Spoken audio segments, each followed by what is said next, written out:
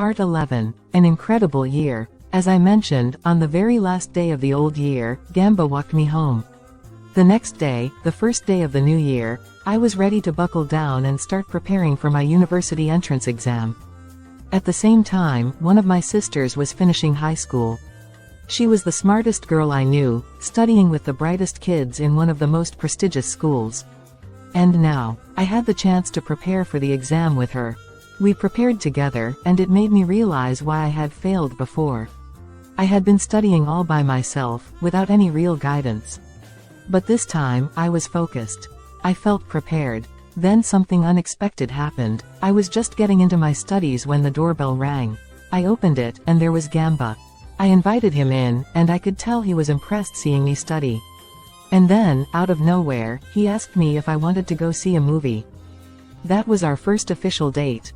And from then on, we started spending more time together, walking, talking after work, just getting closer. But one day, Gamba told me something that changed everything. He had decided to leave the city and return to his hometown. He didn't like working at the factory anymore. The pay wasn't enough to survive in the city. And you have to understand, this was a time of great transition in Mongolia. We were transitioning from communism to a market-based economy.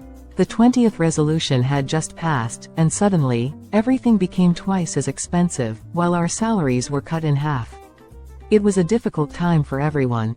Gamba told me he was going to learn English while he was there, which I thought was amazing. I loved that he wanted to keep learning. He left, but we stayed in touch, calling each other often. In a way, it worked out perfectly because I had to focus on my own preparation for the exam.